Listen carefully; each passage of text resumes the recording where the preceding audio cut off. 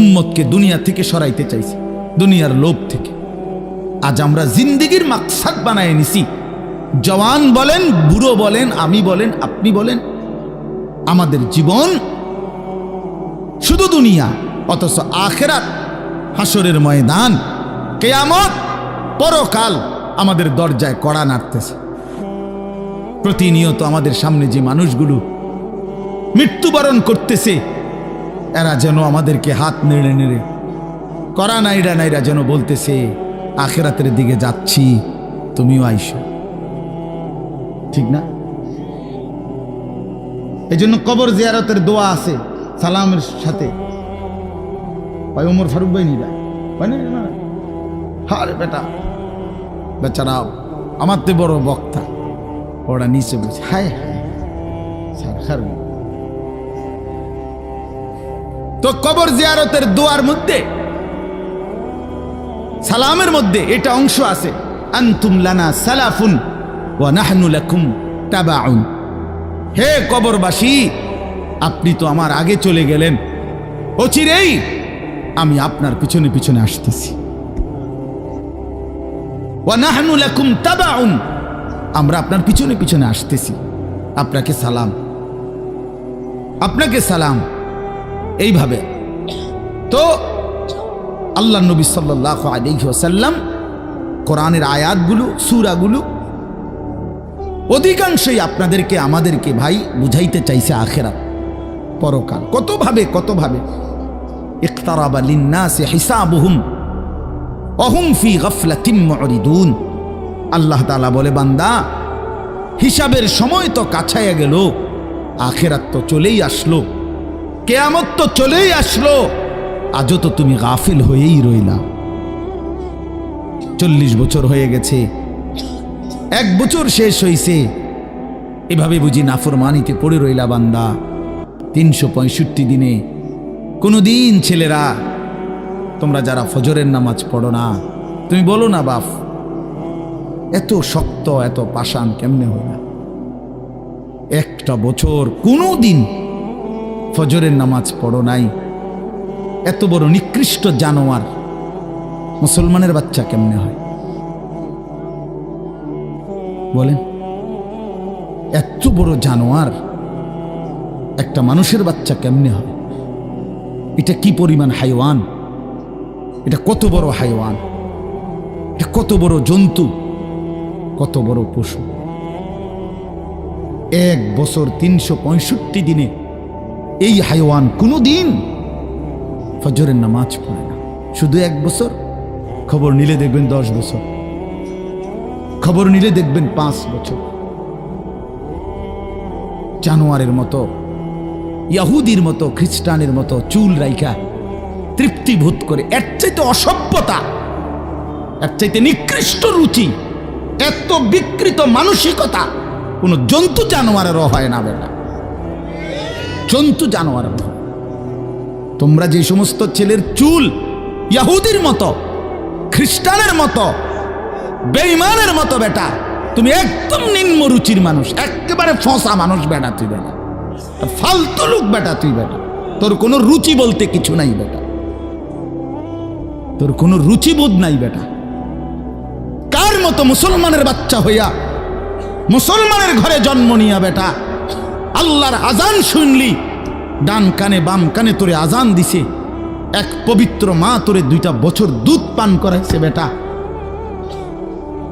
কোন শরমে বেটা তুই ওই বেঈমানদের মতো চুল কাটলি বেটা? ওদের কোনো জাতপাত আছে বেটা? ওদের কোনো ইজ্জত আছে না সম্মান আছে? আল্লাহ তাআলা কোরআনুল কারীমে বলছে, ইন্নামাল মুশরিকুনা নাজাস। কোরআনের আয়াত কিনা? আল্লাহ বলছে সমস্ত মুশরিক নাপাক, নাজাসুন নাজাস। সমস্ত ইহুদি নাপাক, সমস্ত খ্রিস্টান নাপাক, সমস্ত হিন্দু নাপাক, সমস্ত বৌদ্ধ নাপাক, সমস্ত নাস্তিক নাপাক, সমস্ত মুরতাদ নাপাক, সমস্ত বেঈমান নাপাক।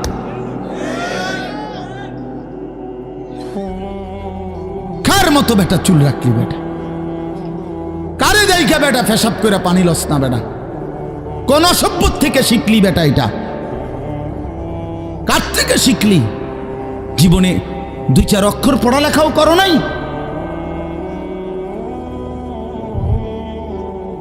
2-4 শব্দ পড়ো নাই তোমরা ছেলেরা? মানুষ এত অভদ্র অপবিত্র হয় কেন? কোরআনুল কারীমের মধ্যে আছে, আল্লাহ তাআলা বলে, বান্দা কি আজীব কথা, কোরআন শরীফে আছে, বান্দা কোনোভাবেই যদি পানি নাই, ঠিক আছে, ফাইন লাম তাজিদু মাআন ফাতায়াম্মামু সাঈদান তাইয়্যিবা, তাহলে মাটি দিয়ে, পবিত্র মাটি দিয়ে তায়াম্মুম করো, তবুও নিজেকে পবিত্র বানাও। যদি বলি আল্লাহ পানি নাই, ঠিক আছে, তো মাটি দিয়ে হলেও পবিত্র হইতে হবে, এত তাড়াহুড়া কা? পানি আইও, পানি পাইয়া লই, এরকম শুরু করলেন? কোরআন শরীফের সরাসরি আয়াত, আল্লাহ তাআলা বলে, জানো, ওয়ালাকিন ইউরিদু লিইউতাহহিরাকুম, আল্লাহ বলেন আমি না আমার ইমানদার বান্দাকে সারাক্ষণ পবিত্রই দেখতে চাই। দোস্ত আমার, এটা কোরআন শরীফের আয়াত। ওয়ালাকিন ইউরিদু লিইউতাহহিরাকুম, আমি আমার বান্দাকে পবিত্র, মুমিন আমার সে, ও অন্য কেউ না, ও আমার ইমানদার বান্দা। তো ইয়া আইয়ুহাল্লাযীনা আমানু ইযা কুমতুম ইলাস সালাতি ফাগসিলু ওয়ুজুহাকুম, এই আয়াতের মধ্যে, এটা এই আয়াতের অন্তর্ভুক্ত অংশ এটা। ওয়ালাকিন ইউরিদু লিইউতাহহিরাকুম, ইমানদার পানি নাই, ঠিক আছে, তায়াম্মুম করো মাটি দিয়ে। কেন এমন তাড়াহুড়া? আল্লাহ তাআলা বলে, আমি যে তোমাকে পবিত্র দেখতে চাই, আমি কে তোমাকে পবিত্র। ফীহি রিজালুন ইউহিব্বুনা আন ইয়াতাতাহহারু আল্লাহু ইউহিব্বুল মুত্তাহহিরিন। কোরআন শরীফের আয়াত আছে, আল্লাহ বলে, বন্ধু আপনার কিছু সাহাবীকে আমি দেখছি, আল্লাহ প্রশংসা করতেছে। মদিনার কুবা একটা এলাকা, যেখানে নবীজি মদিনার মক্কা থেকে হিজরত করে এসে প্রথম ঢুকছিলেন। এই হিজরত করে আইসা প্রথম যেখানে ঢুকছেন, এই জায়গাটার নাম হলো কুবা নগরী। কুবা, কি নাম? এই কুবা। এই এলাকার যারা সাহাবী ছিল, ওনাদের একটা অভ্যাস ছিল, ওনারা ওই সময় পানির তীব্র সংকট ছিল, পানি কম ছিল আর কি। তো তীব্র পানির সংকট থাকার পরেও ওনারা খাবারের পানি, রান্নার পানি, মানে ভাত তরকারি রান্নার যে পানি আর খাবারের পানি কম খাইতো, কম ব্যবহার করত। এখান থেকে পানি বাঁচাইয়া পেশাব পায়খানার পবিত্রতার জন্য যে পানি দরকার, ওইখানে তারা পর্যাপ্ত পরিমাণ পানি ব্যবহার করত, যেন পবিত্রতার মধ্যে কোনো কমতি না হয়। আল্লাহর কসম, এই কথাইটা, তাদের এই আখলাক আচরণটা আল্লাহ এত পছন্দ করছে, কোরআন শরীফের আয়াত নাজিল করে ডাইরেক্ট তাদের প্রশংসায়। আল্লাহ বলছে, ফীহি রিজালুন, আপনার সাহাবীদের মধ্যে কিছু লোক এমন আছে আমি দেখতেছি, ইউহিব্বুনা আন ইয়াতাতাহহারু, যারা ভালোভাবে পবিত্রতা অর্জন করাটাকে খুব পছন্দ করে। আল্লাহু ইউহিব্বুল মুত্তাহহিরিন, নবী শুনায়ে দেন, এমন পবিত্রতা অর্জনকারীদেরকে আমি আল্লাহও ভীষণ ভালোবাসি।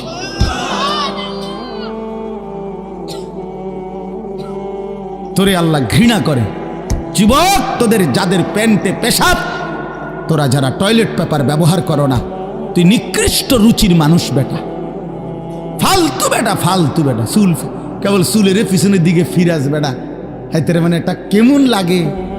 হ্যাঁ, সামান্য সামান্য সহপাঠী বা সামান্য সেরকম আর সেরকম লাগতেছে তোরে দোস্ত, জিঙ্গাইলে না বলে সেরকমটা কেডা? সেরকম ঠিক আছে লাগতেছে, আমিও কই, কিন্তু সে কে যার মতো লাগতে আছে? হেইতে কেডা যে যার মতো? সেরকম তো বুঝছি, সেরকমটাকে। সেরকম কি গাঁজাখোর, না ফুট্টাখোর, না বাবাখোর, না ডাইলখোর, না হারামখোর, না মদখোর, না ইয়াবাখোর? কার মতো লাগতেছে তারে জিঙ্গা? তুই যে আমারে কইলি সেরকম লাগতে আছে, হেতে কেডা যার মতো লাগতে আছে আমারে? কথা বলেন। হ্যাঁ, তো জিঙ্গাইলে কবে দোস্ত ফুট্টাখোরের মতো লাগে, তোর বাবাখোরের মতো লাগে তোর। কারণ কোন ভদ্র মানুষ, ইমানদার, নামাজি, কোন চরিত্রবান পবিত্র মানুষ নাপাক থাকতে পারে না। তো তাহলে তো এটা বুঝাই যায় তোরে কার মতো লাগে বেটা। হ্যাঁ নাই তো হে বলুক যে দোস্ত তোর চুল দেখে মনে হয় বুড়া বাইজিদ বসতাম, তোর একদম জোনায়েদ বাগদাদির মতো লাগতে আছে এমন নি, তাহলে তোর চোর ডাকাইতের মতোই তো লাগে। আস্তাগফিরুল্লাহ আস্তাগফিরুল্লাহ। প্রিয় ভাই আমার, বন্ধু আমার, আখিরাত যেন ভুলে না যাই। মহান আল্লাহ পাক রব্বুল আলামিন এই কোরআনুল কারীমের মধ্যে বারবার আমাদেরকে আখিরাত মনে করাইছে। আমাদের জিন্দেগি ঈমানের জিন্দেগি, আমাদের জিন্দেগি পবিত্র জীবন ভাইয়া। আমরা শুধুই দুনিয়ার জন্য না, কতজন কতভাবেই তো ইন্তেকাল করে, মৃত্যুবরণ করে, কিন্তু শাহাদাতের মৃত্যু শ্রেষ্ঠতম মৃত্যু। এবং শহীদি মৃত্যু মানে জীবন, যেটা বলল গজলের মধ্যে ওই লাইনটা আছে। তো আসলে কোরআনুল কারীমের মধ্যে আছে, আল্লাহ তাআলা বলেন ওয়ালা তাকুলু লিমান ইউকতালু ফি সাবিলিল্লাহি আমওয়াত বাল আহইয়াউন। আল্লাহর পথে যারা শাহাদাত বরণ করে তোমরা তাদেরকে মৃত বলো না, বরং আল্লাহ নিজে বলতেছেন বাল আহইয়াউন, বরং তারা জীবিত, নিঃসন্দেহে জীবিত। রাসূলুল্লাহ সাল্লাল্লাহু আলাইহি ওয়াসাল্লাম বলেন সবুজ পাখির ভিতরে তাদের রূহ জান্নাতের মধ্যে ঘুরতে থাকে। এজন্য সাইয়্যিদুনা ওমর রাদিয়াল্লাহু তাআলা আনহু আজীবন তিনি শাহাদাত কামনা করতেন। আল্লাহুম্মা ইন্নী আসআলুকা শাহাদাতান ফি সাবিলিক ওয়া ফি বালাদি রাসূলিক। হযরত ওমর রাদিয়াল্লাহু তাআলা আনহু বলতেন যে আল্লাহ, আমি আপনার কাছে শহীদি মরণ চাই এবং নবীর শহরে মরতে চাই, মদিনায়। তো আল্লাহ তাআলা ঠিক যেভাবে দোয়া করছেন আজীবন, ওইভাবেই আল্লাহ তাআলা ওনার দোয়া কবুল করছেন। উনি মদিনাতেই ইন্তেকাল করছেন এবং শাহাদাতের মৃত্যু। ফজরের নামাজের ইমামতি অবস্থা মসজিদে নববীতে প্রথম কাতারে উনি ইমামতি করতেছিলেন। একজন অগ্নিপূজক কাফের ছদ্মবেশে চাদর দিয়ে শরীর ঢেকে এই বেঈমান ফজরের নামাজের ইমামতি করতেছেন ওমর রাদিয়াল্লাহু তাআলা আনহু। এই সময় ওনার কোমরের মধ্যে ছুরি মারছে, 7-8টা ছুরির ঘাই দিছে। এই অবস্থায় তিনি রক্ত অঝরে ঝরতে শুরু করছে। তো উনি চাপ দিয়া ধইরা আগে পেছন কাতার থেকে, প্রথম কাতার থেকে হযরত আব্দুর রহমান ইবনে আউফ রাদিয়াল্লাহু তাআলা আনহুকে টেনে ইমামের জায়গায় না দাঁড় করায়া, তো বলছে আব্দুর রহমান আগে ফজরের নামাজ শেষ করো, তারপরে তোমরা আমারে ধইরো। তো উনি কাটা মুরগির মতো পাশে এই ব্যথায় তড়ফাইছে, কিন্তু সাহাবায়ে কেরাম আগে নামাজ পড়ছে, এরপরে উনারে ধরছে। তো এই আঘাতেই উনি শাহাদাত বরণ করছে। তো শহীদি মৃত্যুও হয়েছে, আবার রসুলের শহরেই মদিনাতেই মৃত্যুবরণ করছে। এবং সবচেয়ে আশ্চর্যের কথা হলো উনি হলেন শহীদে মেহরাব, মেহরাবের শহীদ, অর্থাৎ নামাজের এই জায়গায় রাসূলুল্লাহ সাল্লাল্লাহু আলাইহি ওয়াসাল্লাম আজীবন যেখানে ইমামতি করতেন সেইখানে তিনি শাহাদাত বরণ করছেন। আল্লাহ ওনাকে কিভাবে কবুল করছে। এজন্য নওজোয়ান ভাই ছেলেরা, তোমাদেরও এটা মনে রাখা চাই, সারা পৃথিবীর ইসলাম বিরোধী দুশ্মনরা, এই সারা বিশ্বের ইয়াহুদি, খ্রিস্টান, মুনাফিক, নাস্তিক, মুরতাদ, ইসলাম বিদ্বেষীদের একটা বড় ষড়যন্ত্র, তাদের একটা বড় মেন এজেন্ডা হলো সারা পৃথিবীর মুসলমানদের দিল থেকে জিহাদ ফি সাবিলিল্লাহ, আল্লাহর রাস্তায় জিহাদ এবং শাহাদাত এই শব্দ যেন ভুলে যায়। ভোগ বিলাসিতা, দুনিয়া প্রীতি, দুনিয়া নিয়ে ব্যস্ত থাকা, এই অর্থ সম্পদ, বাড়ি ঘর, দালান, বিল্ডিং, খাট, পালং, সোফা, ফার্নিচার, আর ছেলেপেলেরা মোবাইল, বন্ধুদের আড্ডা, খামখেয়ালি, মানে এর মধ্যেই ডুবে থাকুক, অসভ্যতার মধ্যে, দুনিয়া বাড়ানোর মধ্যে পড়ে থাকুক। এটা হলো বেঈমানের সমস্ত ষড়যন্ত্রের মূল। এজন্য সারা পৃথিবী জুড়ে তারা জিহাদ ফি সাবিলিল্লাহর বিরুদ্ধে, আল্লাহর রাস্তায় যুদ্ধ, এর বিরুদ্ধে জঙ্গি, উগ্রবাদী, টেরোরিস্ট, সন্ত্রাসী ইত্যাদি বহু কিছিমের অপপ্রচার করে লাগাতার অব্যাহত এই পরিমাণ বলতে থাকছে যে অনেক মুসলমান সাধারণ মানুষ পর্যন্ত এটাকে ভয় পাইতে শুরু করছে, যে জেহাদ বললেই আতঙ্ক, কিতাল বললেই আতঙ্ক। অথচ কোরআনুল কারীমের প্রায় 600-র চাইতে বেশি আয়াতের মধ্যে আল্লাহ তাআলা জিহাদ ফি সাবিলিল্লাহর কথা বলছেন। তাহলে এতগুলো আয়াতকে অস্বীকার করার কোনো সুযোগ আছে? বলেন, কিভাবে অস্বীকার করে? কোরআনুল কারীমের একটি শব্দ কেউ যদি অস্বীকার করে তাহলে তো সে কাফের, সে তো বেঈমান। তাহলে কোরআনুল কারীমের মধ্যে আল্লাহ তাআলা বারবার এই কথা স্পষ্ট বলছে। কোরআন শরীফে আছে, মক্কায় মুসলমানরা, কুরাইশরা, মক্কার কুরাইশদের মধ্যে মাঝে মধ্যে বিতর্ক হইত যে কেউ কাবা ঘরে হাজিদেরকে পানি পান করাইতো, কেউ হাজিদেরকে মেহমানদারি করত, কেউ কাবা ঘরের চাবি পাহারা দিত, কেউ কাবা ঘরের সংরক্ষণ করত, কাবা ঘরের ভবন ইত্যাদি প্রস্তুত করত, হাজিদের জন্য তাবু বানাইতো। তো এই খেদমতকে অনেক বড় মনে করত। তো একদিন নিজেদের মধ্যে তারা বলতেছিল যে এইটা সবচেয়ে বড় কাজ। তো আল্লাহ তাআলা কোরআনুল কারীমের সূরা আয়াত নাজিল করে বললেন, না, আল্লাহর উপরে ঈমান এবং জান মালের জিহাদ এটা সর্বশ্রেষ্ঠ কাজ। আজআলতুম সিকায়াতাল হাজ্জি ওয়া ইমারাতাল মসজিদিল হারাম কামান আমানা বিল্লাহি ওয়াল ইয়াউমিল আখির ওয়া জাহাদা ফি সাবিলিল্লাহি বিআমওয়ালিহিম ওয়া আনফুসিহিম লা ইস্তাবুনা ইনদাল্লাহ। তোমরা মনে করেছো হাজিদেরকে পানি পান করানো এবং কাবা ঘর মসজিদে হারামের রক্ষণাবেক্ষণ করা এটা সর্বোত্তম? আল্লাহ বলে, না, আল্লাহর প্রতি ঈমান, ওয়া জাহাদা ফি সাবিলিল্লাহ বিআমওয়ালিহিম ওয়া আনফুসিহিম, আল্লাহর পথে জান আর মালের জিহাদ, এইটা আর ওইটা কশ্চিন কালেও সমানও হইতে পারে না,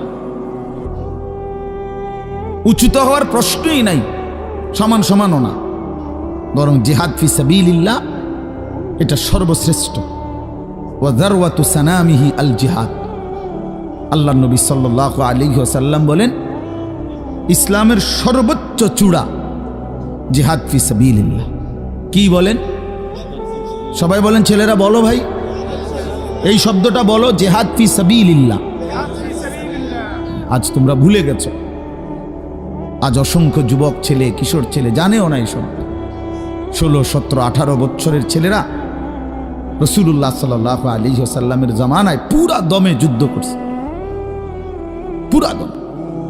17, 18 বছরের অসংখ্য সাহাবী, 20 বছরের অসংখ্য সাহাবী যুদ্ধের ময়দানে সেনাপতি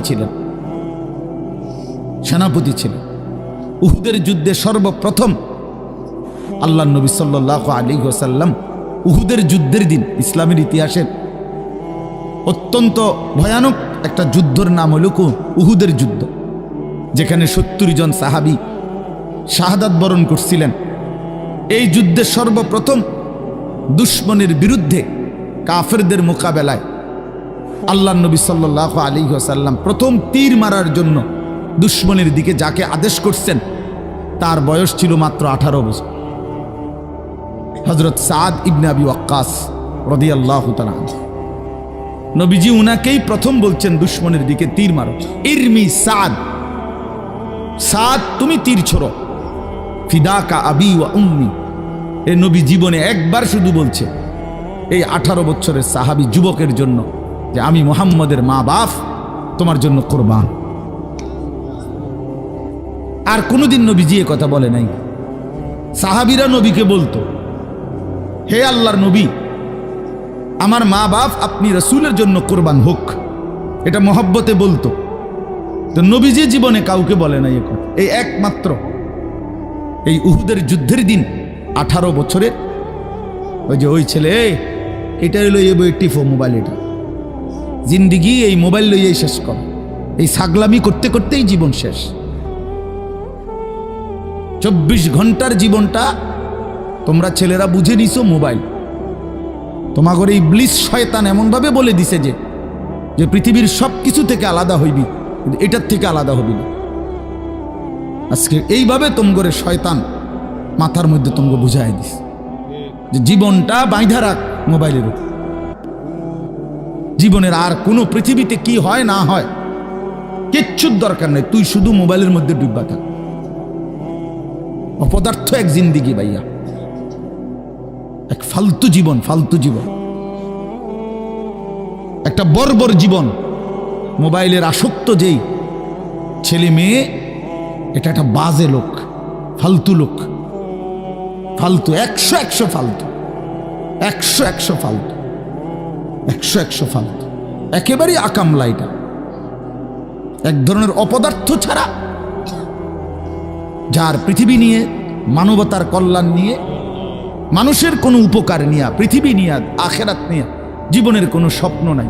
শাহওয়াত, শুধু শাহওয়াত, শুধু লজ্জাস্থানের একটা চাহিদা আছে, শাহওয়াত, এইটা পূরণ কর। নারী, ছবি, নাচ, গান, উলঙ্গতা, অস্থিরতা, বেহায়াপনা, অসভ্যতা, খালাস। এটা মজা পাইলাম, বেড়ি চাইলাম, সারা রাত উলঙ্গ দৃশ্য দেখলাম, জানোয়ারের মতো পড়ে থাকলাম শুইয়া। সকালে 8টা বাজুক 9টা বাজুক, যখন ঘুম ভাঙে ঘুম ভাঙল। ফজরের নামাজ নাই, শরীর অপবিত্র, নাপাক, অসভ্য ছবি দেখতে দেখতে শরীর নাপাক হয়ে গেছে। এই অসভ্যতা, এই জানোয়ার মাতালের মতো পড়ে আছে খাটে। যখন ঘুম ভাঙে ঘুম ভাঙল, উঠলো তো উঠলো, নাস্তা খাইলো, আবার ছুটলো, আবার মোবাইল। আহাত, শরীরের পবিত্রতার খবর নাই, আখলাকের খবর নাই, নামাজেরও খবর। কি জীবন এটা! এই জীবনের চাইতে জানোয়ারের জীবন অনেক ভালো। বেটা, জন্তু জানোয়ারও এর চাইতে আগে উঠে যায়, এর চাইতে আগে উঠে। একটা সুন্দর বাণী আছে, লেখা থাকে, দেখছি, ভোরের পাখি যদি তোমার আগেই জেগে যায় তাহলে তুমি ব্যর্থ। ভোরের পাখি যদি তোমার আগেই উঠে যায় তুমি ব্যর্থ। তোমার আগে উঠবে কেন? তুমি মানুষ, আশরাফুল মাখলুকাত, আল্লাহর সর্বশ্রেষ্ঠ সৃষ্টি, তুমিই তো আগে উঠবার কথা। তোমরা এই কি জীবন বাছাই করে নিছো ছেলেরা? তোমরাই বলতে পারো বাবা, তোমার জন্য আমি আটকাবো না, আমার জন্য তুমি আটকাইবা না। কেউ কারোর জন্য আটকাবে না ছেলেরা, মনে রাখো। একদিন তোমার বাপ তোমার বাপের মতো করে কবরে চলে যাবে। এই যাই দৌড়ঝাঁপ করছে বেচারা কামাই করার, একদিন দেখবা তোমারে রাইখা সে চলে গেছে। একদিন তুমিও চলে যাইবা। এই বন্ধু বান্ধব, আড্ডা, এগুলো সব থাইকা যাবে। দুনিয়ার জায়গায় থাকবে। তুমি মরবা যেদিন, আমি মরবো যেদিন, সেদিনও সূর্য উঠবে, চাঁদ উঠবে, পৃথিবীর এই ব্যস্ততা থাকবে, মানুষের দৌড়ঝাঁপ থাকবে, দোকানপাট সব খুলবে, বাজার ব্যবসা চলবে, শুধু আমি নাই। শুধু কি আমি নাই, আর সবই কি স্বার্থপর দুনিয়া।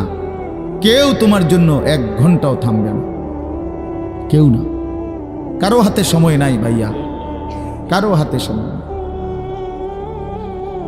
বহুতই বড় স্বার্থপর এক দুনিয়া এটা। এজন্য বুদ্ধিমান সে, নবীজি বলছে, আল কাইয়িসু মান দানা নাফসাহু ওয়া আমিলা লিমা বা'দাল মাউত। বুদ্ধিমান তো সে যে নিজের হিসাব করে, নিজের হিসাব রাখে এবং মৃত্যু পরবর্তীর জন্য আমল করে। রাসূলুল্লাহ সাল্লাল্লাহু আলাইহি সাল্লাম বলছেন, এক সাহাবী জিজ্ঞেস করছে, ইয়া রাসূলুল্লাহ, মান আকিয়াসুন নাস ওয়া আহজামুন নাস? সবচেয়ে বিচক্ষণ, বুদ্ধিমান, বিবেকবান কে? নবীজি সাল্লাল্লাহু আলাইহি ওয়াসাল্লাম বলেন, আকসারুহুম যিকরান লিল মাউত বেশি বেশি যে মৃত্যুকে স্মরণ করে, ওয়া আকসারুহুম ইস্তিআদাদান লিল মউত, এবং বেশি বেশি যে মৃত্যুর জন্য প্রস্তুতি গ্রহণ করে, সে বুদ্ধিমান, সে বুদ্ধিমান। কুরআনুল কারীমের মধ্যে আল্লাহ তাআলা বলেন, ওয়া ইন্নাদ দারাল আখিরাতা লাহিয়াল হায়াওয়ান। ছেলেরা মোবাইল যে কয়জন হাতে আছে নামায় ফেলো, হাতের থেকে মোবাইলটা নামায়া শোনো ভাই, আমার দিকে তাকাইয়া শোনো, ভালো হবে ভাই। তো আল্লাহ তাআলা বলেন নিশ্চয়ই আখিরাতের ঘর জান্নাত সেটাই কেবল জীবন, লাহিয়াল হায়াওয়ান, ওইটাই লাইফ, ওইটাই জীবন, এটাই স্টেশন, এটা প্ল্যাটফর্ম।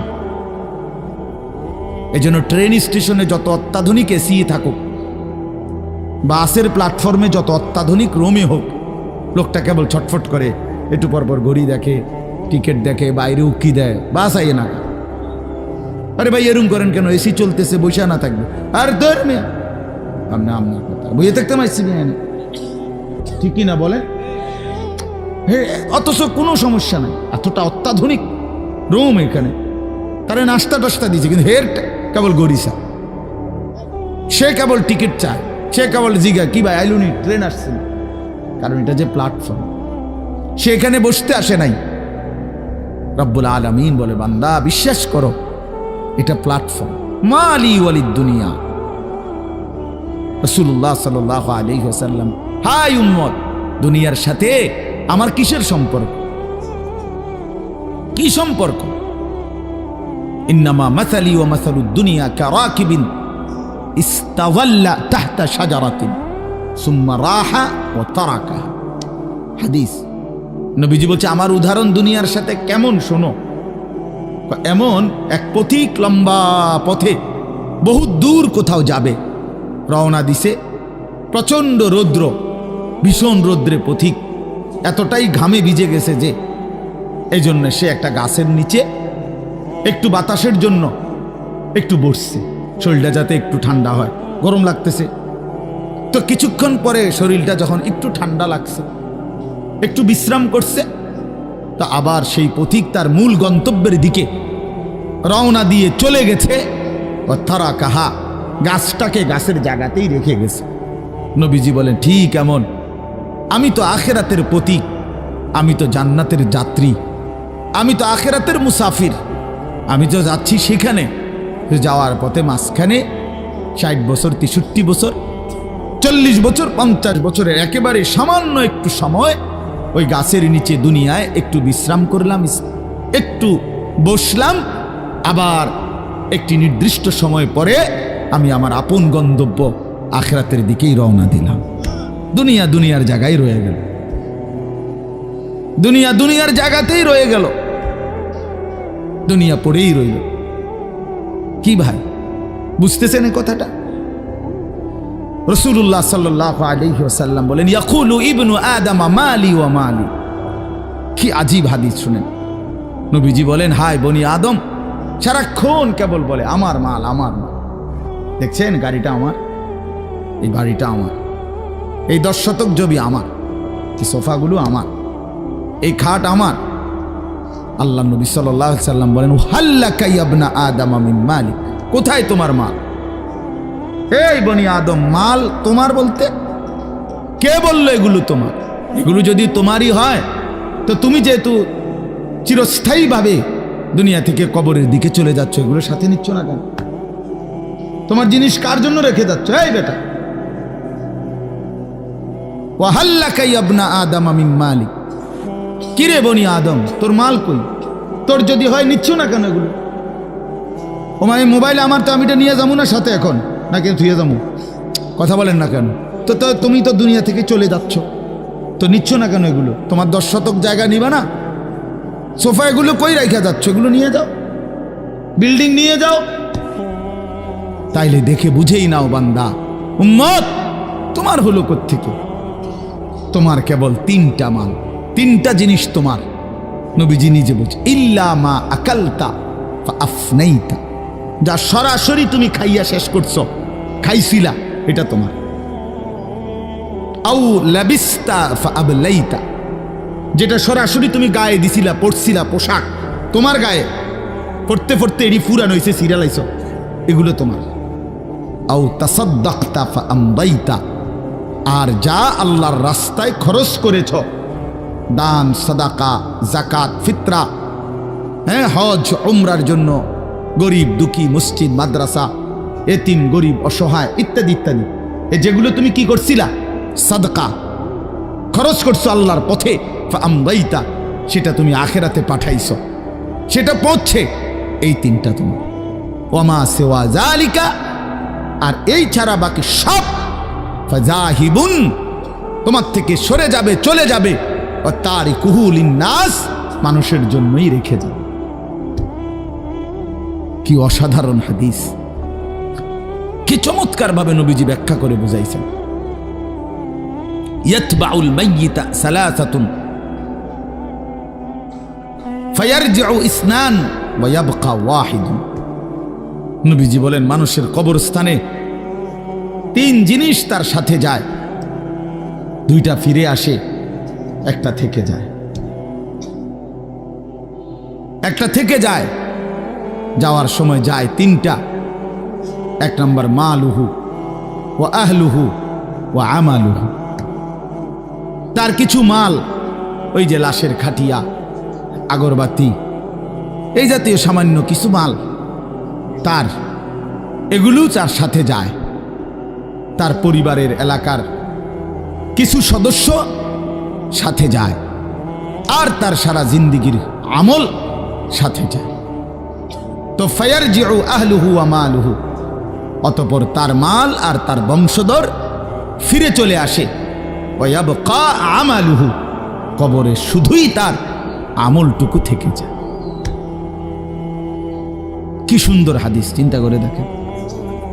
রাসূলুল্লাহ সাল্লাল্লাহু আলাইহি সাল্লাম বলেন, নবীজি বলেন, লাউ আন্না লি ইবনি আদামা ওয়াদিয়াম মিন যাহাবিন, উম্মত শুনো, বনি আদম কত লুভী, শোনো, মানুষ কত লুভী হয়, দুনিয়া লুভী কি পরিমাণ লুভী হয়, যার কলজার ভিতরে একবার আখেরাত ভুলে গেছে। বিশ্বাস করেন ভাইয়া, ছেলেরা তোমরাও বোঝো ভাইয়া, দুনিয়া যার কলজার ঢুকছে, নারীর লোভ, সম্পদের লোভ, অর্থের লোভ, নেতাগিরির লোভ,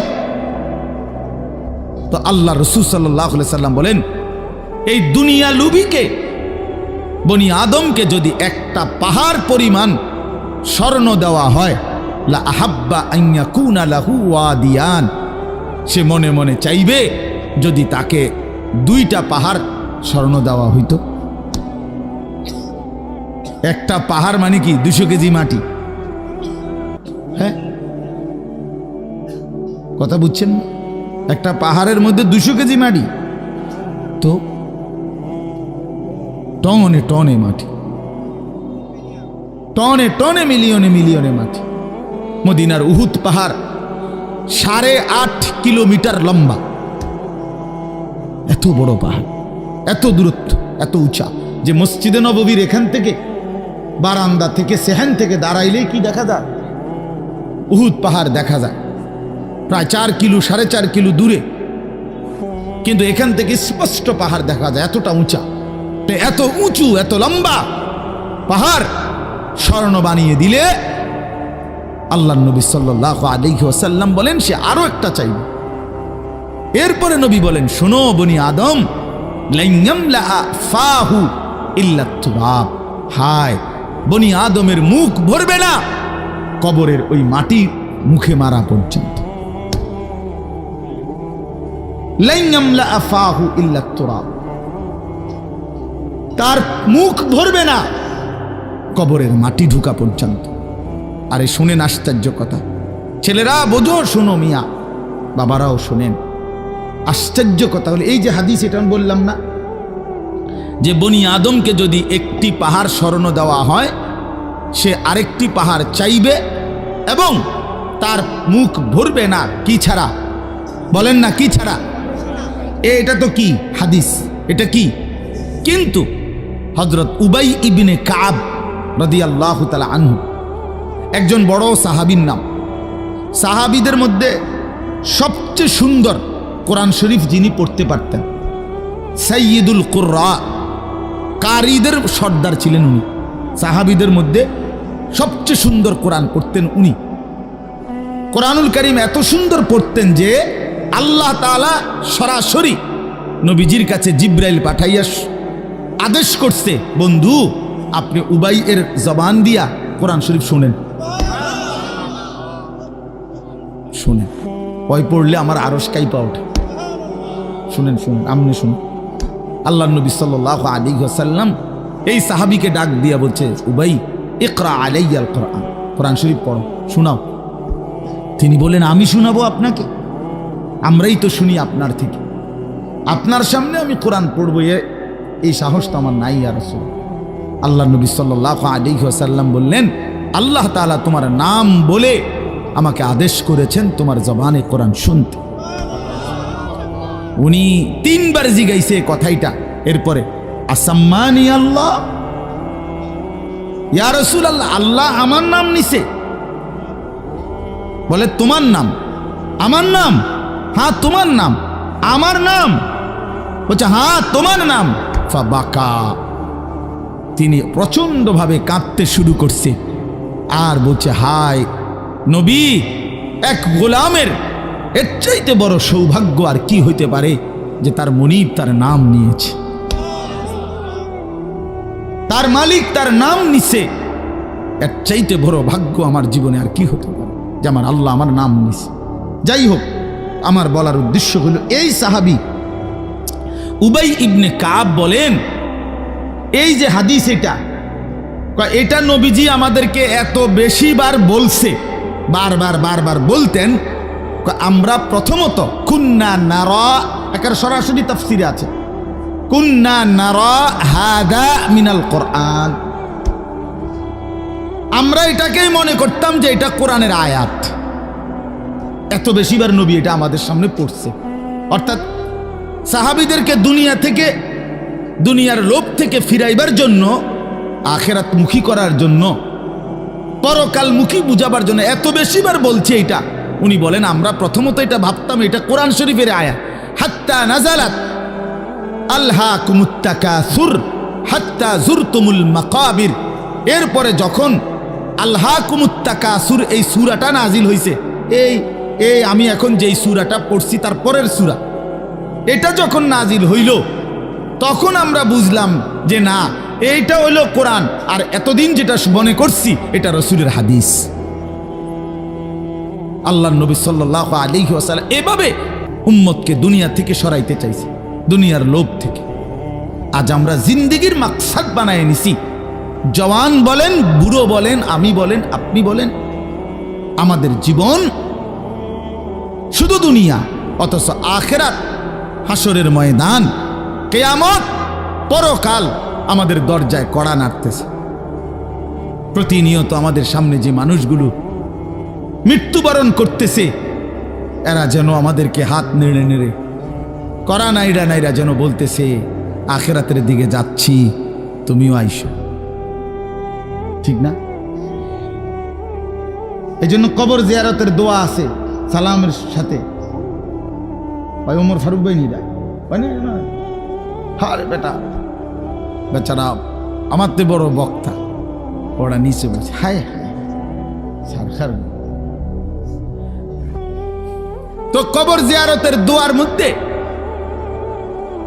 সালামের মধ্যে এটা অংশ আছে, আনতুম লানা সালাফুন ওয়া নাহনু লাকুম তাবাউন। হে কবরবাসী, আপনি তো আমার আগে চলে গেলেন, অচিরেই আমি আপনার পিছনে পিছনে আসতেছি। ওয়া নাহনু লাকুম তাবাউন, আমরা আপনার পিছনে পিছনে আসতেছি। আপনাকে সালাম, আপনাকে সালাম। এইভাবে তো আল্লাহ নবী সাল্লাল্লাহু আলাইহি ওয়াসাল্লাম কোরআনের আয়াতগুলো, সূরাগুলো অধিকাংশই আপনাদেরকে আমাদেরকে ভাই বুঝাইতে চাইছে আখিরাত, পরকাল। কতভাবে ইকতারাবা লিন্নাসি হিসাবুহুম ওয়া হুম ফি গাফলাতিন মুরিদুন। আল্লাহ তাআলা বলে, বান্দা, হিসাবের সময় তো কাছাইয়া গেল, আখিরাত তো চলেই আসলো, কিয়ামত তো চলেই আসলো, আজও তো তুমি গাফিল হয়েই রইলা।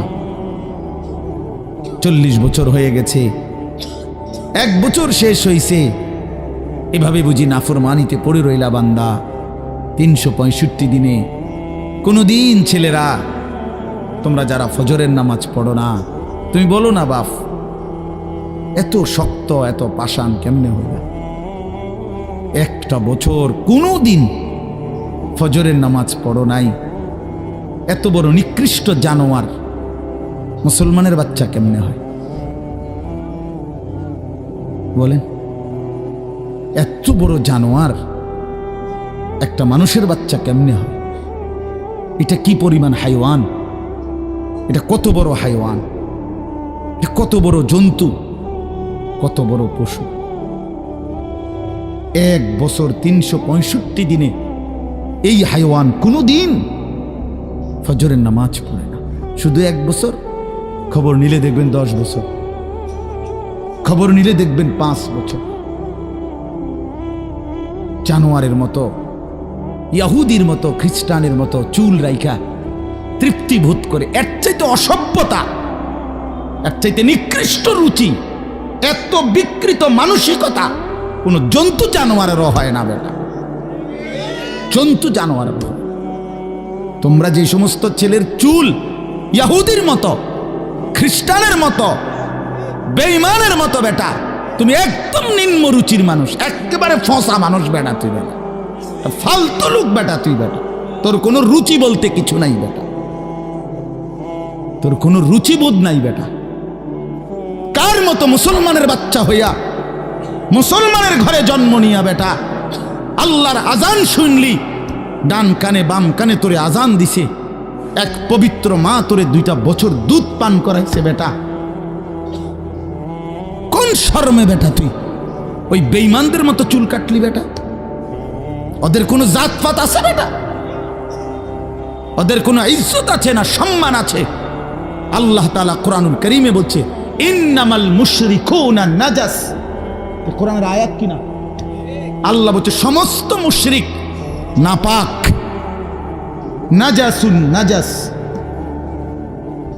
সমস্ত ইহুদি নাপাক, সমস্ত খ্রিস্টান নাপাক, সমস্ত হিন্দু নাপাক, সমস্ত বৌদ্ধ নাপাক, সমস্ত নাস্তিক নাপাক, সমস্ত মুরতাদ নাপাক, সমস্ত বেঈমান নাপাক।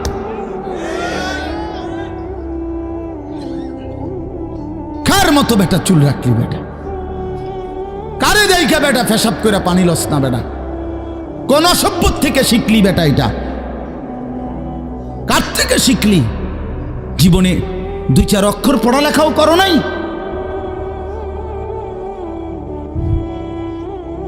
2-4 শব্দ পড়ো নাই তোমরা ছেলেরা? মানুষ এত অভদ্র অপবিত্র হয় কেন?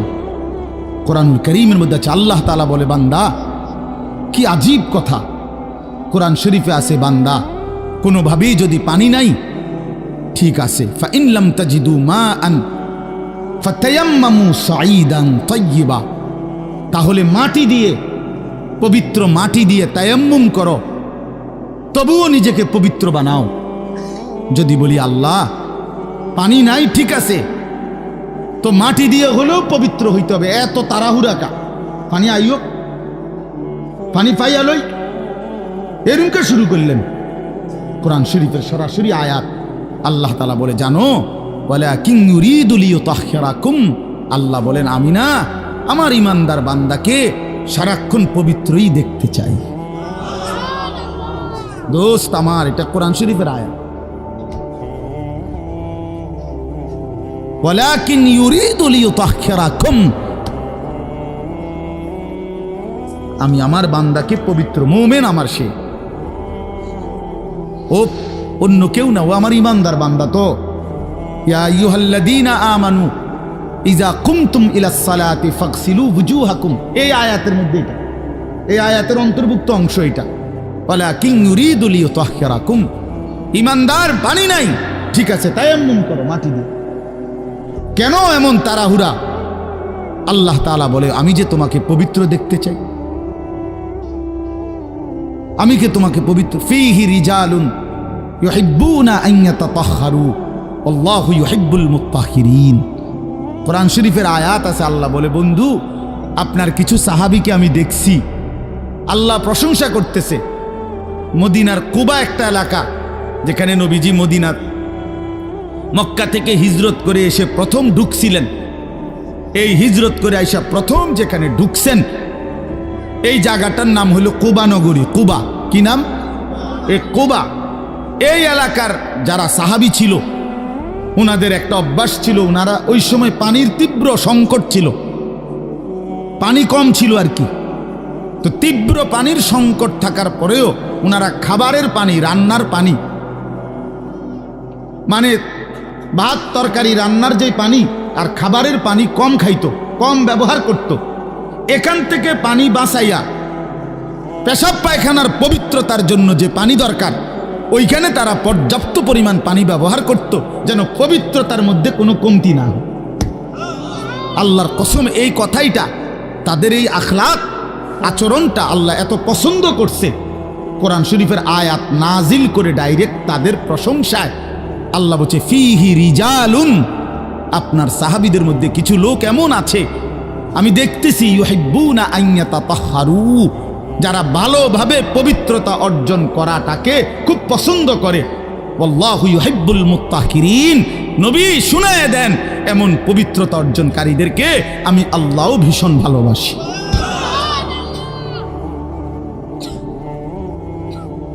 তোরে আল্লাহ ঘৃণা করে। যুবক, তোদের যাদের প্যান্টে পেশাব, তোরা যারা টয়লেট পেপার ব্যবহার করো না, তুই নিকৃষ্ট রুচির মানুষ বেটা, ফালতু বেটা, ফালতু বেটা। চুল কেবল চুলের পিছনের দিকে ফিরাস বেটা, হাইতে মানে এটা কেমন লাগে? হ্যাঁ, সামান্য সামান্য সহপাঠী বা সামান্য সেরকম দার সেরকম লাগতেছে তোরে দোস্ত, জিঙ্গাইলে না বলে সেরকমটা কেডা? সেরকম ঠিক আছে লাগতেছে, আমিও কই, কিন্তু সে কে যার মতো লাগতে আছে? হেইতে কেডা যে যার মতো? সেরকম তো বুঝছি, সেরকমটাকে। সেরকম কি গাঁজাখোর, না ফুট্টাখোর, না বাবাখোর, না ডাইলখোর, না হারামখোর, না মদখোর, না ইয়াবাখোর? কার মতো লাগতেছে তারে জিঙ্গা? তুই যে আমারে কইলি সেরকম লাগতে আছে, হেতে কেডা যার মতো লাগতে আছে আমারে? কথা বলেন। হ্যাঁ, তো জিঙ্গাইলে কবে দোস্ত ফুট্টাখোরের মতো লাগে, তোর বাবাখোরের মতো লাগে তোর। কারণ কোন ভদ্র মানুষ, ইমানদার, নামাজি, কোন চরিত্রবান পবিত্র মানুষ নাপাক থাকতে পারে না। তো তাহলে তো এটা বুঝাই যায় তোরে কার মতো লাগে বেটা। হ্যাঁ, নাই তো হে বলুক যে দোস্ত তোর চুল দেখে মনে হয় পুরা বাইজিদ বসতাম, তোর একদম জোনায়েদ বাগদাদির মতো লাগতে আছে, এমন নি? তাহলে তোর চোর ডাকাইতের মতোই তো লাগে। আস্তাগফিরুল্লাহ, আস্তাগফিরুল্লাহ। প্রিয় ভাই আমার, বন্ধু আমার, আখিরাত যেন ভুলে না যাই।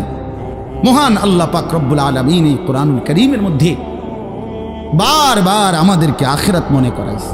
আমাদের জিন্দিগি ঈমানের জিন্দিগি, আমাদের জিন্দিগি পবিত্র জীবন ভাইয়া। আমরা শুধুই দুনিয়ার জন্য না, শুধু দুনিয়ার জন্য, দুনিয়ার জন্য আল্লাহ তাআলা কোরআন শরীফ আছে ওয়াদারনি ওয়াল মুকাদ্দিবিনা উলিন না'মাতি ওয়া মাহিলহুম কালিলা। আল্লাহ বলছে, হে আমার বান্দারা, নাফরমান পাপীদেরকে অল্প সময়ের জন্য দুনিয়া ভোগ করতে দাও, ওদেরকে দুনিয়া খাওয়াইয়া পড়াইয়া এরপরে আমি নিয়ে আসবো, আমি এজন্যই বানাইছি। কিন্তু তোমরা মুমিন, তোমরা ইমানদার, তোমাদেরকে আমি আল্লাহ তাআলা জান্নাতের জন্য বানাইছি, জান্নাতের জন্য। উইদ্দাত লিল মুত্তাকিন, মুমিনদের জন্যই জান্নাত, মুত্তাকিদের জন্যই জান্নাত। একটা বেঈমানও জাহান্নাম থেকে মুক্তি পাবে না। কোনো কাফের, কোনো বেঈমান, কোনো হিন্দু, কোনো বৌদ্ধ, কোনো ইহুদি, কোনো খ্রিস্টান, কোনো নাস্তিক, মুরতাদ পরকালে, পরকালে এক ঢোক, এক জাররা, এক লোকবা, এক ঢোক পানি মিলবে না, সুখ মিলবে না। ঈমানবিহীন সমস্ত ভালো কাজ আখিরাতের বিচারে পরিত্যক্ত, মারদুদ, বাতিল। ঈমান শর্ত। মৃত্যু পরবর্তী যেই কোনো বিনিময়ের জন্য, উত্তম বিনিময় পেতে হলে কি লাগবে? ঈমান জরুরি, ঈমান জরুরি। ঈমান হারা সর্বহারা, আল্লাহারা সর্বহারা, সর্বহারা। তো এই জন্য আল্লাহ তাআলা আমাদেরকে বানাইছিনি আখিরাতের জন্য, আখিরাতে নিজের জন্য। খালাকতুল আশিয়া আলি আজালিক ও খালাকতুকা লি। আল্লাহ বলছে বান্দা গোটা দুনিয়া আমি তোমার জন্য বানাইছি, তোমারে শুধু আমার জন্য বানাইছি। সারে দুনিয়া তেরে লিয়ে, তু সিরফ মেরে লিয়ে। বাহ, এই কথা ভাবলেই তো অবাক লাগে। আমার তো খুব ভালো লাগে যে কয় কি মালিক। हाँ, सारे दुनिया तेरे लिए, तू सिर्फ मेरे लिए। গোটা দুনিয়া বান্দা তোর জন্য, যা বান্দা সবটা দুনিয়া তোরে দিলাম, তোকে শুধু আমার জন্য রাখলাম। তু সিরফ মেরে লিয়ে, তুমি আমার জন্য, তুমি আমার হয়ে থাকবা, আমার সেজদা করবা, আমার নামাজ, আমার হুকুম পালন করবা। তো দুনিয়া ও ইজ্জতের সাথে আমি আল্লাহ চালাবো, আখিরাতেও তোমারে আমি আল্লাহ সর্বোচ্চ সম্মানজনক রিজিক, সর্বোত্তম জান্নাত আমি নিজে দিয়ে দেব। ফালানুহিয়ান্নাহু হায়াতান তাইয়্যিবাহ ওয়া লানাজজিয়ান্নাহুম আজরাহুম বিআহসানি মা কানু ইয়ামালুন। রব্বুল আলামিন বলেন দুনিয়াতেও আরামের জীবন দেব, আখিরাতেও সর্বোত্তম বিনিময় দেব। শর্ত কেবল দুইটা, এক নাম্বার ঈমান, দুই নাম্বার নেক আমল। মান আমিলা সালিহাম মিন যাকারিন আও উনসা ওয়া হুয়া মুমিন। আল্লাহ বলেন পুরুষ কিংবা নারী যদি ঈমান অবস্থায় সবগুলো নেক আমল করতে পারো, আমি আল্লাহ ওয়াদা দিলাম বান্দা দুনিয়াতেই তোমাকে আরামের জীবন দেব, আখিরাতেও সর্বোত্তম বিনিময় দেব। সুবহানাল্লাহ। চলেন, আমার কথা শেষ। আমার বাপ আমি এবার তর্জমা শুনাই, তাইলেই কথা শেষ। হাফেজ আমিন ভাই অনেক মহব্বত করছে, এই মাদ্রাসার মাহফিলে আসার সুযোগ হয়েছে, এতটুকুই।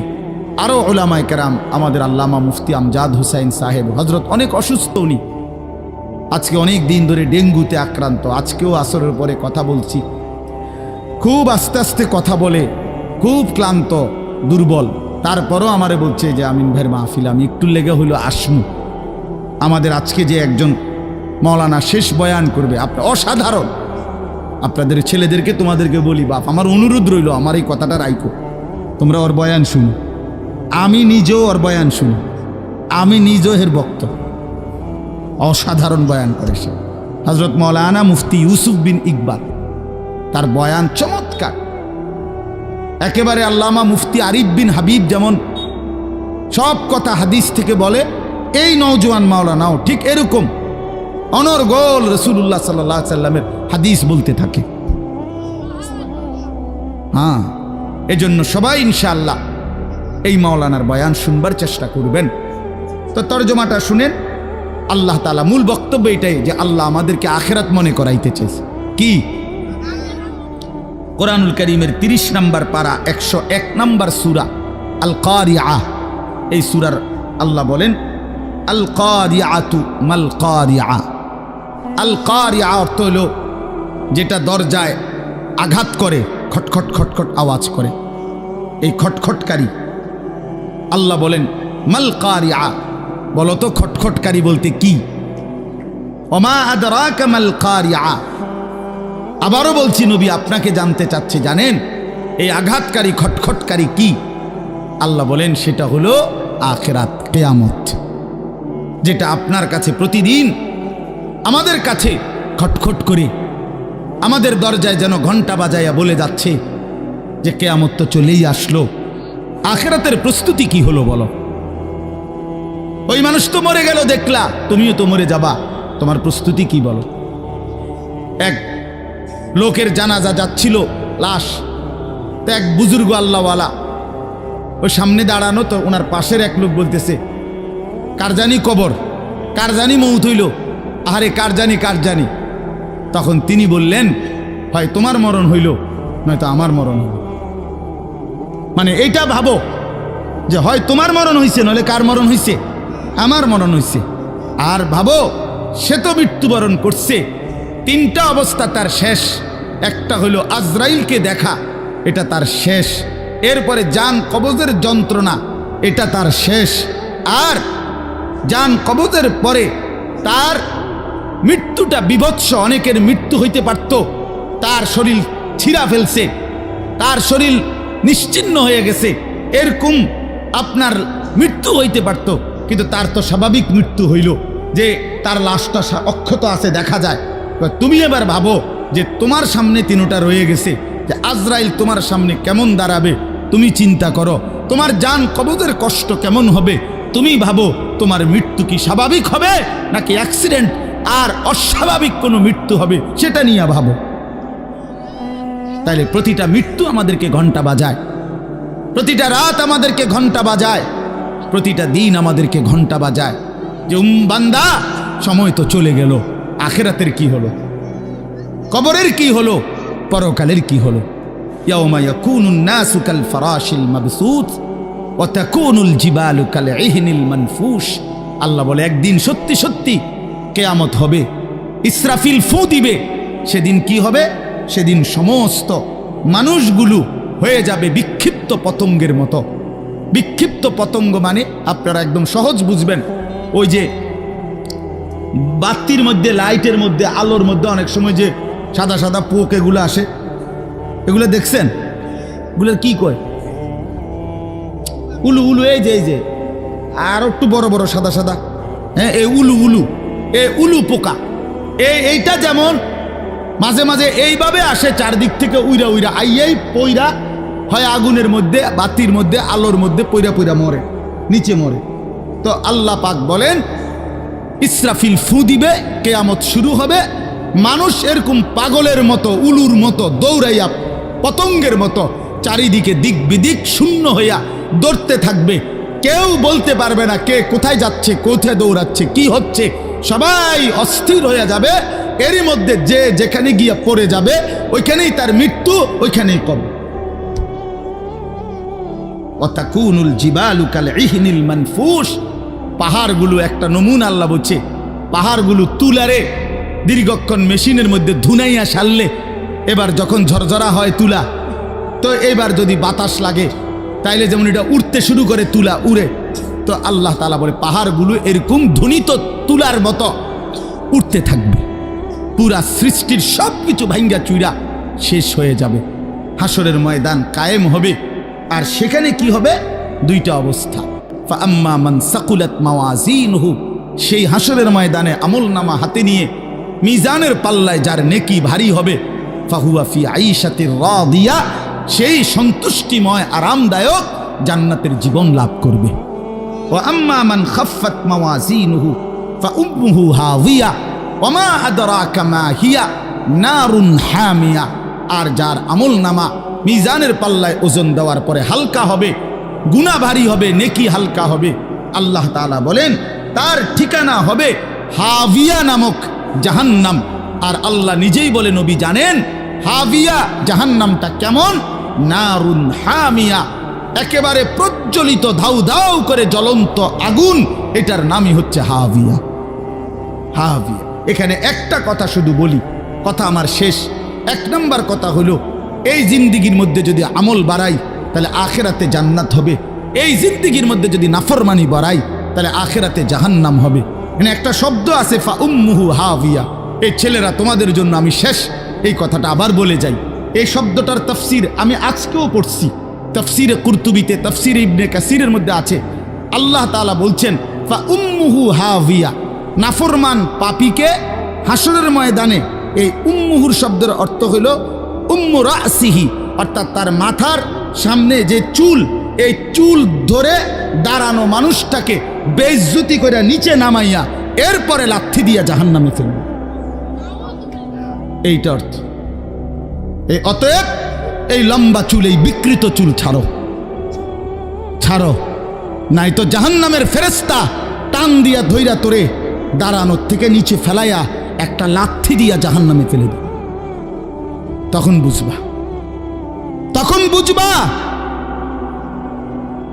এই জন্য আমি অনুরোধ করলাম, রাগ হইও না, আমি শক্তই বললাম, মনে করো তোমরা এই স্বাভাবিক চুল রাখো, স্বাভাবিক, চারদিকে সমান চুল রাখো। এটা কোনোভাবে এটা অসভ্যতা, এটা ফ্যাশন না, এটা জাহান্নামীদের চিহ্ন ভাইয়া, এটা দাজ্জালের চিহ্ন। দয়া করে আমার এই কথা ফিরাই দিও না, ফিরাই দিও না যুবক। নিয়ত করো ইনশাআল্লাহ, ছেলেরা নিয়ত করো, বলো যুবক ইনশাআল্লাহ, পাক্কা নিয়ত করো ইনশাআল্লাহ। তোমাদের যুবক আগামী দিনের জন্য, ইসলামের জন্য রেডি হইতে হবে। তোমরা নামাজ পড়তেই হবে বাবা। আল্লাহকে রাজি না করলে আমার মাতৃভূমিও নিরাপদ থাকবে না। ফিলিস্তিন বহুদিন যাবৎ রক্তাক্ত, রোহিঙ্গা বহুদিন যাবৎ আরাকান রক্তাক্ত, কাশ্মীর বহুদিন যাবৎ রক্তাক্ত। আজ আমার মাতৃভূমিও শহীদ সাইফুল ইসলামের রক্তে রঞ্জিত। এ কথা বেঈমান প্রমাণ করে দিছে। ইসকনের গুন্ডারা, সন্ত্রাসীরা, এই বেঈমানরা প্রমাণ করে দিছে যে মুসলমান সুযোগ পাইলে তোদের কাউরে ছাড়বো না। কি হুজুর, কি পাবলিক, কেউরে ছাড়বো না। হ্যাঁ, বইয়া বইয়া মোবাইল টিপো, বইয়া বইয়া নারী দেখো। একদিন যখন বেঈমান গর্দানে ছুরি রাখবে, সেদিন বুঝবা আল্লাহ কি জিনিস, আল্লাহ কি জিনিস। এজন্য মরলে যদি ঈমানের সাথে মরতে পারি, সেজদা দিয়ে মরতে পারি, আল্লাহর গোলামি করে মরতে পারি, তো এই জীবন যদি চলেও যায়, রক্তে যদি জমিন ভেসেও যায়, কোনো অসুবিধা নেই। ঠিক কিনা বলেন না কেন? মরণ যখন শহীদে মরণ, খালাস, কোনো সমস্যা নাই। ঈমানের মৃত্যু ব্যর্থ না, শহীদের মৃত্যু ব্যর্থ না। কিন্তু যদি নাফরমানির মৃত্যু হয়, যদি বেনামাজি মৃত্যু হয়, যদি শরীর নাপাক, প্যান্ট নাপাক, নারী দেখতে দেখতে, উলঙ্গ ছবি দেখতে দেখতে, তো এই অবস্থায় যদি তোর মরণ হয় বেটা, কি হবে তোমার? কি হবে বাবা? এজন্য দয়া করে আখিরাতের জন্য প্রস্তুতি নাও, পরকালের সামান বানাও, নিজের আখিরাত সুন্দর করো। আল্লাহ তাআলা আমাদের প্রতিটা ছেলেকে তৌফিক দান করেন। বাবারা, আপনাদেরকেও বলি, 60 বছর 50 বছরে আপনারা আখিরাতের ফিকির করেন, কবরের ফিকির করেন, পরকালের সামান কি হলো সেটার ইন্তজাম করেন। খাট পালং, সোফা, ফার্নিচার, এগুলো যেদূর হইছে হইছে, আমনে শেষ না করলেও এটি ফুলাইনে পরে করব, নাতি নাতনিরা আরো বানাইবো, এটি শেষ হইতো না। পৃথিবীতে আমনে মরার পরও গাছ থাকবো। আমনে মইরা যান, কোনো অসুবিধা নাই, আমনে মইরা দেখবেন গাছ মরছে না সব। পৃথিবীতে আমনে মরার পরেও দুনিয়া থাকবে, কাজে দুনিয়া ওরা বাকিরা করবে, আপনি এবার কবরের সামান করেন। আল্লাহ আমাদের বাবাদেরকে, চাচাদেরকে, বয়স্কদেরকেও আখিরাতের কবরের পুঁজি সংগ্রহ করার তৌফিক দান করেন। মা বোনদেরকে পর্দার ইজ্জতের কদর বুঝার তৌফিক দান করেন। তোমরা ছেলেদেরকে আল্লাহ তাআলা আগামী দিনের ইসলামের জন্য কবুল করে নেন, বলেন আমিন। আসসালামু আলাইকুম।